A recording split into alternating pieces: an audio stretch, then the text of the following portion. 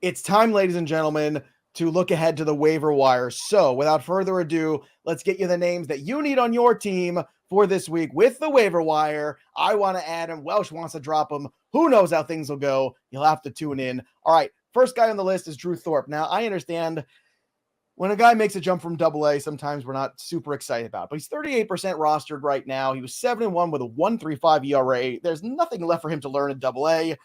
Yeah, maybe you can go throw him up there in AAA for a few innings, but what's the point of that? He's got 60 innings under his belt. If you're going to give him 120 on the year, you might as well take some lumps there with the White Sox. And the first start yesterday of his major league career was pretty good. He struck out 4 over 5 innings. Now, the defense did not help him, Welsh. I'm sure you saw that too, but that's going to be what the White Sox are going to be.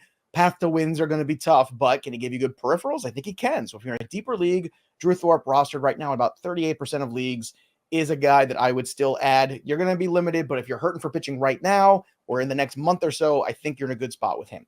Yeah. Alec Burleson. This is a guy that was on my list already a few weeks ago, and I got to bring him up again, Welsh, because 10 games in June, he's hitting 286 with 5 extra base hits. On the year, he's got a 283 batting average. He's been very steady with the average. He got 9 homers, 24 ribbies, 21 scored. This guy's kind of come out of nowhere, and he's still only 50% rostered despite all that productivity. So, Welsh, any thoughts about Burleson and whether or not you would be adding him this week? Because I think, again, that roster percentage at this point should be higher for him.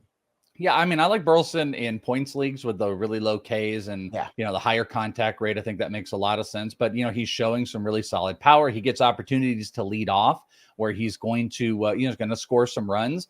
And he's just not a big OBP guy. He's not going to get on base a whole bunch, which hurts a little bit, but one of the lowest K rates in baseball. A 287 expected batting average is higher than his actual 283. They're dying for offense. Again, the only thing I would point out is just like this team is a glut of players. When Tommy Edman comes back, Jordan Walker's in the minor. Will Victor Scott ever get back? It's the only thing that makes it weird. But Burleson has been a guy that has proven to be kind of this super util. He could play in the infield. He won a Gold Glove in the infield. He can play in the outfield. Like I'm down with Burleson. Burleson maybe a tiny tad bit deeper leagues, but he's a great player. He's actually one of those players I look at as like a streaming hitter. I know everyone talks about streaming pitchers, but if you can facilitate like 2 or 3 guys and just burn and churn them out. Burleson's one of those. I got a name for you. Ben Zobrist. Remember him?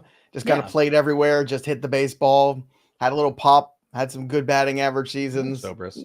Yeah, so everybody likes a good Ben Zobrist now and again. Hunter Brown's been picking things up, but unfortunately, no one's picked him up off the waiver wire. He's 65% rostered right now. And because of that turnaround, because obviously he's not going anywhere in this rotation anytime soon with the injuries they had to Christian Javier. So Hunter Brown right now, I think you like what you're seeing over the last 3 starts. He's only given up 4 earned runs over those 3 starts.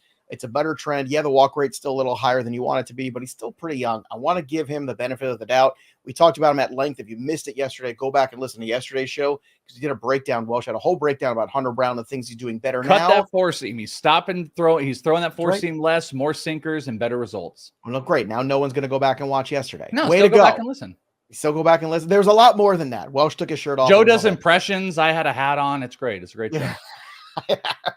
Max Meyer, another guy, 42% rostered, I think should be added right now. Again, be ahead of the curve. You could probably add him for a couple bucks here because whenever they announce he's coming back, people are going to spend a lot more. Available in 60% of leagues. Go do it.